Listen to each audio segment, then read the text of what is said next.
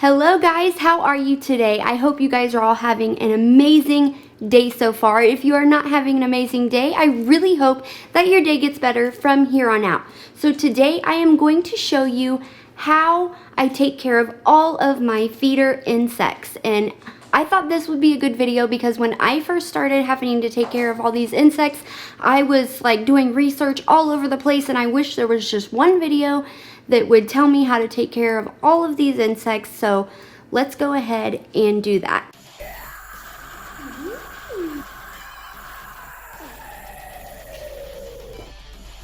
Okay guys, these are my super worms right here.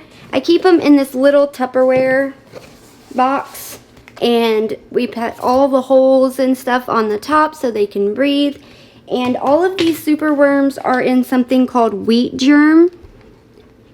And you can find this at any grocery store, probably in the baking aisle. If you can't find it, you can also put them in oats. And in here I have like potatoes, parsnips, and carrots that I gotta change out every day. So I just get out all of the old ones and we will cut up some new and put the new ones in.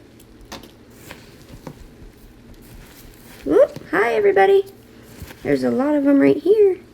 And it's really important too, if you see any dead ones, that you get the dead super worms out of here too.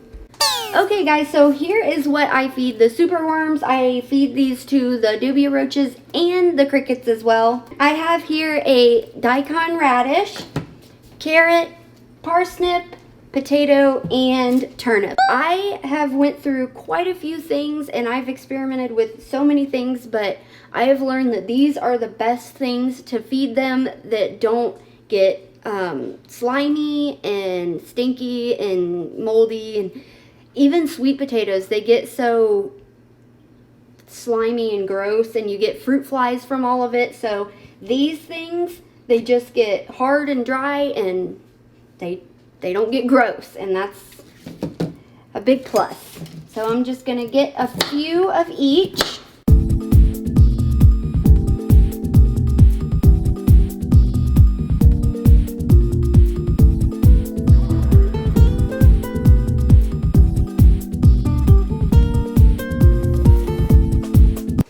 So with each one, I just sparsely shove them in there all around. So I put a couple carrots in there. Boop.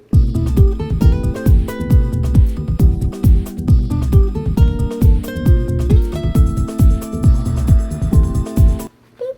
There you go. And they are done for about probably 3 or 4 days. Okay guys, here are my crickets. Now, I have the crickets in this big tub because one of the main things with crickets is space. You want to have a lot of space for them. You don't want to have them in like a small like cricket feeder bin thing, because if you have a lot of crickets in there, they'll be smushed together and then they'll bite each other and start killing each other. So we have this big tote for them, and we put the holes all throughout the top of this. And we have here the temperature gauge right here, and it's 78.6 degrees in there, and we have it set at 90, so if it goes higher than 90 it will shut it off. And the temperature probe is down here, and it goes down into their egg carts here. In here we have some egg cartons, and I don't like them smushed together because they can get smushed, so I just kind of put them apart. I have some paper towel holders for them to get in, and right here I have, there you go, get on out of there little guy, go, go. This is just some Tupperware full of topsoil, and I pull this out every day and spray it. And it's important that you don't spray it while it's in there. You have to take it out and spray it and keep this moist every day so they can lay their eggs in here. But on the bottom here, we have vermiculite, And this is really good substrate for crickets because it keeps the smell down so they don't stink. And it keeps it dry in here as well. Now, there's a couple crickets in here that are dead. So when you go through every day when I come in here to feed them, or every 2 days, I take the food out and I look for dead crickets. And if there's dead crickets in here, I take the dead ones out, because once they're dead, they turn into like pneumonia, and it can kill the other crickets. So I take all the dead ones out. So right here we have their food. So I got their carrots and parsnips, and I got their jelly water from Josh's Frogs. And I am going to go ahead and dump this out, get them new food, and I will be right back. Okay, you guys, I was getting ready to go get the food, and I saw little tiny baby crickets in here. So it looks like they really are breeding, and I don't know if you can see them. They are the tiniest little things.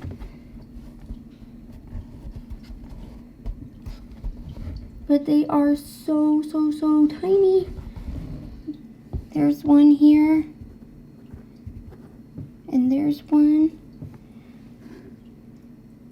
Well, at least they're breeding, so I'm gonna get their food and I'll be right back. I don't know if you can see it, but there's a bunch of them on their plate. There's a bunch of little tiny baby crickets on their plate. Oh, look at them. You see these ones right here? Mm-hmm. Oh my God, look at all the baby crickets. I gotta hurry up and get them back. Okay guys, so I went ahead and cut up some potatoes, turnips, parsnips, daikon radish, and carrots.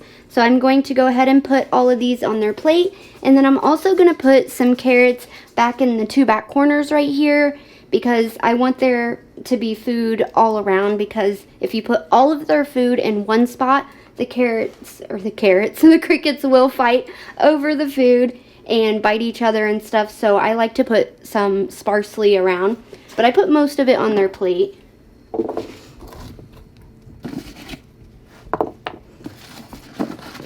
I'm really excited seeing all these tiny little baby crickets. So they actually are breeding.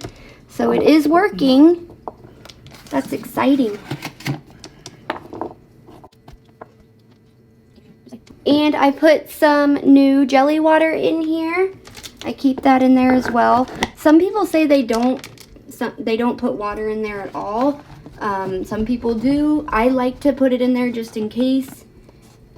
And I really like the jelly water from Josh's Frogs. It seems to be amazing. I'll put the link down below if you guys want to try it as well.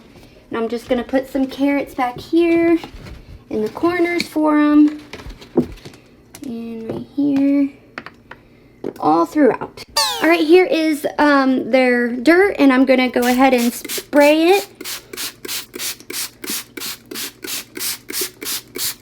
I like to get it nice and moist every day and then put it back in there. Remember, when you spray your dirt, to take it out of the tub. That's really important because it has to stay dry in here.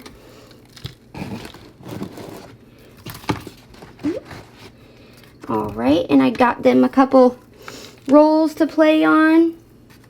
Play in, and I just poured some here. Gross. Sorry about that.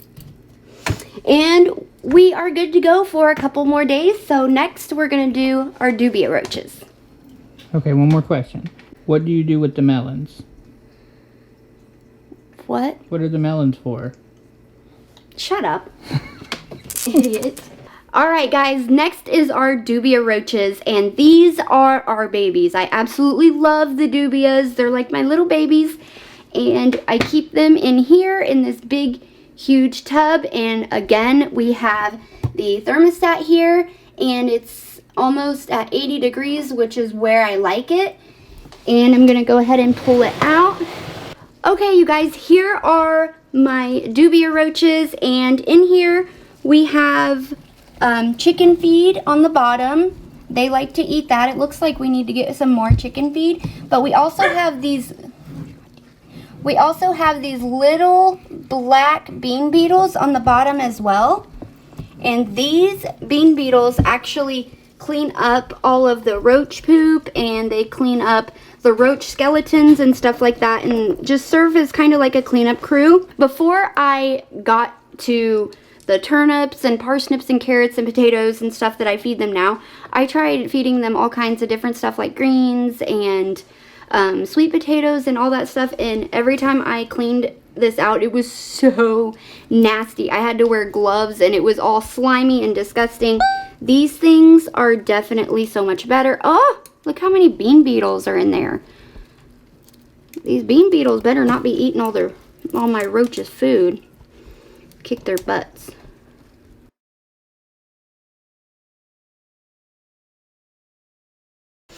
Okay, you guys want to see all of our roaches? They are all back here. Look at them. There's plenty of males. Look at all these males. Oh. We're going to have to take a couple of them out. I like to go through at least... I like to go through at least once a week and take out some of the males, because if you have too many, they will start killing each other and beating each other up, and we don't want that. When we take out the males, I look for the males who have chewed up wings, and those are the ones that I take out, because those are the ones who are not dominant and they're getting beat up by the other males. So those are the ones that I take out and I put them in the feeder bin, and those are the ones that I feed. We do try to keep a ratio of 1 male for every 4 females. This is one of my males that I took out of here, and I will not feed him now. I keep him in the feeder bin because he's the only male, but I will not feed him because he's like my favorite. I rescued him and he's my favorite little Dubia.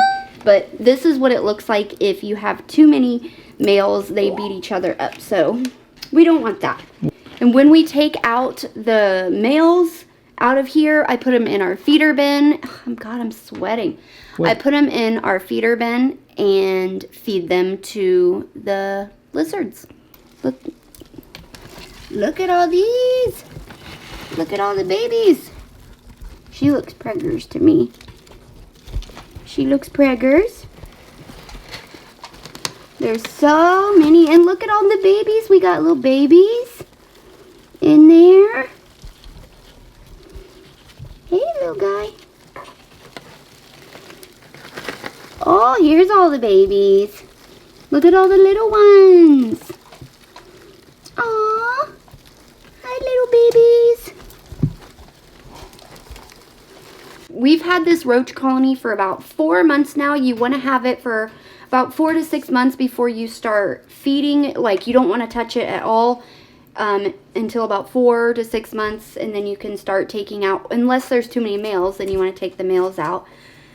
But you can start feeding after about 4 to 6 months, but you want to keep the temperature from about 80 to 90 degrees, and then they will breed when you have it about 80 to 90 degrees. This is their water jelly bowl right here. Now, it is actually cut. If you look, you'll notice it's cut right here. Now, we had to cut that there because the little tiny baby roaches can't get to the water, and they can't climb up, and they can't get into the jelly water if it's not cut. So we cut it like this, and that is also why the food is all on the ground and it's not on a plate or something like in the cricket bowl. So that is why we have to have it like that. But I am going to go ahead and get some more water jelly from Josh's Frogs. It's the same. I'm going to get them some more food and jelly water, and I will be right back. Okay guys, so we got their chicken feed, their jelly water, and their food. This is chicken feed. Now, you can also use a premium dog food as well, but we chose chicken feed because the protein content in chicken feed is closer to what Dubia roaches need. There is a higher protein content in premium dog food, and it's sometimes a little too high. So the chicken feed is better for the Dubia roaches, in my opinion, and it is also a lot cheaper. So we use that, and I just kind of put it here and spill it out a little bit. And here is their jelly water, and I put that right here in the middle. And right here, you guys will notice that I also have an orange. I normally don't give them oranges. I only give them an orange about once a month. And they really, really love them. So I'm going to give them to them today. So I'm going to go ahead and give them this orange today. It's been about a month, and the oranges help them breed as well. So I'm gonna put their oranges down here. And like I said, I don't put anything on the plate. I just put it down here because the babies can't reach it if it's on a plate. So watch out, little guy. There we go. All right, and look. They're already coming out for their chicken feed. Look at them over there. Woo! Fresh food, yay! Mommy got us fresh food. All right, and that is all for the dubias. I will come back in about 10 minutes or so and show you guys and see if they all have came out. Look at them. They are just coming from the back. Look how many are coming out. Like, oh yeah. Oh yeah, guys, food. I've never seen them do that. I know, that's funny. It's probably the oranges. Yeah. They love oranges. It's an aphrodisiac. That's what it is. For the roaches. A roachadisiac. We'll come back in a few minutes and see what it looks like after I close it and see how all of them are out here eating. Most of them already are. That's crazy. Next up, we have our Madagascar Hissing Cockroaches. Okay, you guys, right in here in this little tiny Exoterra, we have our Madagascar Hissing Cockroaches in here. Now I'm going to use my flashlight so you guys can see. But just like everything else, I'm going to take this out. Oh, there's one right underneath. Oh, that's the male. Hi. Let's see. Okay, fine. He doesn't like me, I guess. Oh, hi. Hi, Mama. Do you see the little baby? She just went underneath. Hi. Now, we just had babies, and I think this one might be the mom. I don't know if she wants me to rub her belly here. But this one doesn't hiss at me. Hi, baby. How are you? There's the babies. There's some babies on the rock. It's hard to see them. There's one. They look like little tiny dubias. So I went ahead and got them some new jelly water and put some carrots in their bowl here. But because there are babies, I like to put some carrots around the substrate. Make sure the babies can get to it. I also got a little bit of collard greens for them.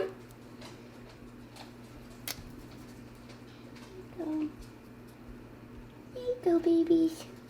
Here you go, sweetheart. Look, I got you some food.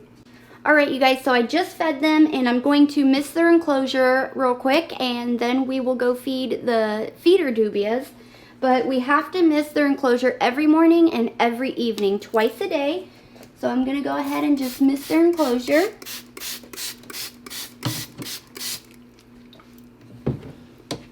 And now they are finished, and we will move to our feeder bin. Let's go. Alright, you guys, this is our feeder bin of our dubias. And I am going to just take out the old food like always. Throw it away and get them some new food and water. I threw that on the floor. When I take them out, I just want to make sure there's not any baby dubias on anything. So I just make sure I check it. See, there's a couple here. Go, go, go, go.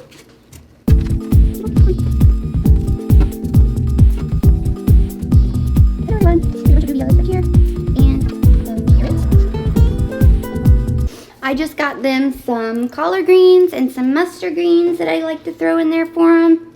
And we'll get some daikon radish and some carrots. I don't like to give them very much potato because it will just fill them full of starch, and I like to gut load the roaches that are in the feeder bin full of greens and carrots for the lizards. Alright guys, we are done feeding the feeder bin and we are done. We took care of the superworms, the crickets, the Dubia roaches, the Madagascar Hissing Cockroaches, and that is everything. So this is my routine for all of the bugs every 2 to 3 days, except for the hissing cockroaches. I have to feed them every day and miss their enclosure twice a day. And I think when the hissing roaches get a little bigger and their colony gets bigger, I'm going to move all of them into like a big bin like the Dubia roaches, because they seem to like it darker and stuff. So I think I'm going to move them into a bin like that. And we might get something else for that little enclosure, like a spider or something maybe. But until then, we'll just do it like it is. But I thought it would be a good idea to have all of the my routine for all the different types of bugs in one video. So if you guys like this video or you found it informative, please give me a thumbs up. I would really appreciate it. And if you have any points or tips or questions, please comment down below. And if you like this video or videos like this, please consider subscribing to my channel. I would really appreciate it. And that is everything for now. And I will see you guys in the next video. And remember guys, in a world where you can be anything, please be kind to each other. Love you guys. Bye.